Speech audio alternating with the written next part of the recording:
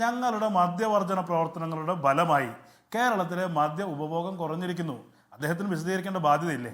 പിണറായി വിജയൻ ഈ 10 വർഷമായി നടത്തിയ എന്ത് മദ്യ വർജന പ്രചരണ പരിപാടിയാ?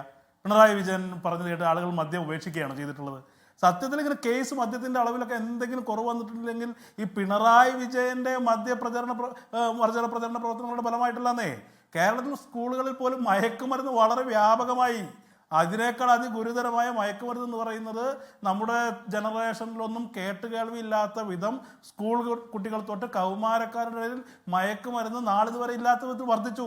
അതിനെ അഡ്രസ് ചെയ്യാൻ എന്ത് പ്രവർത്തനമാണ് ചെയ്തിട്ടുള്ളത്? മയക്കുമരുന്ന് റാക്കറ്റിന്റെ പിടിയിൽ കേരളം അമർന്നു എന്ന തരത്തിൽ ബഹുമാനപ്പെട്ട കോടതികൾക്ക് പോലും പലപ്പോഴും ഇടപെടേണ്ടി വരികയും പരാമർശങ്ങൾ നടത്തേണ്ടി വരികയും ചെയ്തു. അപ്പോൾ അത്തരം ഇവിടെ അല്ലെങ്കിൽ പറയണം എന്ത് മദ്യവിരുദ്ധ അല്ലെങ്കിൽ വർജന പ്രചരണ പരിപാടിയാണ് പിണറായി വിജയൻ സർക്കാർ നടത്തിയത്?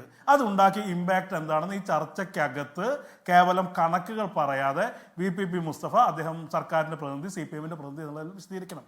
പിന്നെ ഇതിനകത്ത് ഏറ്റവും വലിയ പ്രശ്നം എന്താ? ഈ സർക്കാരിൻ്റെ കാപട്യമാണ് പ്രശ്നം, ഹിപ്പോക്രസിയാണ് പ്രശ്നം.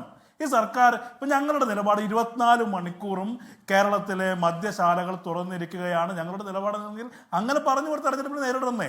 കഴിഞ്ഞ തെരഞ്ഞെടുപ്പിൽ നമ്മൾ കേട്ടതല്ലേ, നിങ്ങൾ അടച്ച സ്കൂളുകൾ ഞങ്ങൾ തുറക്കും, നിങ്ങൾ തുറന്ന മദ്യശാലകൾ ഞങ്ങൾ പൂട്ടിക്കും എന്നൊക്കെ പറഞ്ഞ് ഈ പ്രചരണം നടത്തിയ ആളുകൾ ഈ ഇരട്ടത്താപ്പ് എന്ന് പറയുന്നത് ഇവരുടെ മുഖമുദ്രയായി മാറി. ഇവരുടെ നേതാവ് ഇരട്ടച്ചങ്കനല്ല, ഇരട്ടത്താപ്പനാ. ഏത് കാര്യത്തിലാണ് ഇവർക്ക് ഇരട്ടത്താപ്പില്ലാത്ത?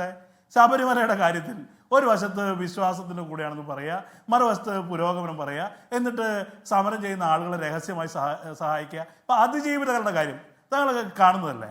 ഇവിടെ കൃത്യമായിട്ട് നേരത്തെ അതിജീവിതകൾക്കൊപ്പമാണ് എന്ന് പറഞ്ഞ് ഒരു കപ്പും സോസറും പിടിച്ച് പരസ്യം ചെയ്ത ആൾ PT കുഞ്ഞു മുഹമ്മദിനെതിരെ അതിജീവിത 6 തവണ കത്തെഴുതി.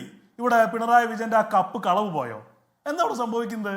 അദ്ദേഹത്തിന്റെ അതിജീവിതങ്ങളോടുള്ള ഐക്യദാർഢ്യം ആവിയായി പോയോ? അങ്ങനെ മദ്യത്തിന്റെ കാര്യത്തിലായാലും വിശ്വാസത്തിന്റെ കാര്യത്തിലായാലും ഈ പറയുന്ന സ്ത്രീപക്ഷ നിലപാടിന്റെ കാര്യത്തിലായാലും ഇരട്ടത്താപ്പാണെന്നേ, കള്ളത്തരമാണ്, കാപട്യമാണ്.